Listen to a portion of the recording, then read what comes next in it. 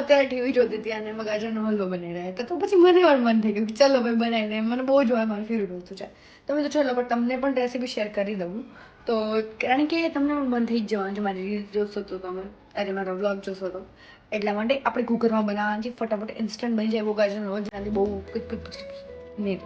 Okay, મેં ગાજર ધોઈ દીધા છે ઓલરેડી, અને થોડુંક પેલું પીલ કરવું પડશે સ્કીન અને પછી એને કટ કરવાના છે નાના નાના પીસીસમાં. ચલો કરીશું. ગાજરના ટુકડા એકદમ નાના નાના મારા મસ્ત છીણી દીધું છે, ધોઈ લીધું છે અને સાઈડમાં મૂકી દીધું છે કુકર, અને એમાં થોડું એવું ઘી અને ટુકડા કરીએ પછી માલને એડ કરવાના છે.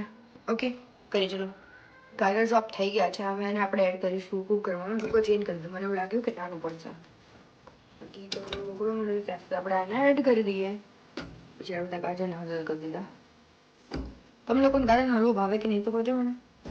આપણે છે ને આવી રીતના બધી રેસીપી, ભાઈ મને એમ થયું કે મારે કાલ સિરિયલ જોવાનું બંધ કરવું પડશે, કારણ કે સિરિયલ જોઈને પછી મને બેડું ખાવાનું નથી થાય. હું આખું સવારથી કંટ્રોલ કરું, રાઇટિંગ કરું છું. થોડો ગાજરનો હલવો રાઇટિંગ પાણીમાં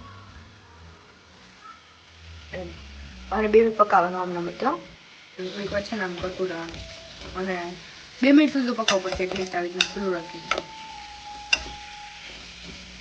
लोग देखो ये पक गया तो इसमें डालने का भी दूध और इसी ना ओके આટલું દૂધ નાખી દેવાનું હવે. અને હવે આને 2 સીટી વગાડી દેવાની આપણે, પછી જોઈએ. ઓકે, ત્યાં સુધી તમે લોકો સુગંધ લો. એને મૂકી દેવાનું. 2 સીટી વગાડવા માટે થઈને ત્યાં સુધી રાહ જોવાની. તો ગાઈસ 2 સીટી પછી તરત તમારા ગાજર છે ને તમારે ચેક કરી લેવાના, બફાઈ જશે એકદમ મસ્ત. મારા ગાજર એકદમ પરફેક્ટલી બફાઈ ગયા છે. હવે મેં ગેસ ચાલુ કરી દીધો છે, અને થોડીક વાર તમારે આવી રીતના થવા દેવાનું. અને મેં દૂધ વધારે એડ કર્યું છે કારણ કે મને કણીવાળો હલવો ભાવે છે. તમને ઓછું ભાવતો હોય તો તમારે ઓછું એડ કરવાનું, તમારા મરજી પર છે. હવે આપણે લઈશું પાવભાજી સ્મેશર, અને આ જે ગાજર છે એને સ્મેશ કરી દેવાના છે. ઓકે, તમને લોકોને ના ફાવતું હોય તો ચાલુ ગેસે ના કરતા, દાજી ન જતા, ધ્યાન રાખજો બધા કરો તો. માં આપણે એડ કરીશું સુગર. સુગર આપણા હલવાની ક્વોન્ટિટી પર મેટર કરશે, એટલી એડ કરજો. તમને કેટલું સ્વીટ ભાવે છે, તમે મારા અકોર્ડિંગ એટલી સુગર ઇનફ છે, એટલે સુગર નાખી દીધી.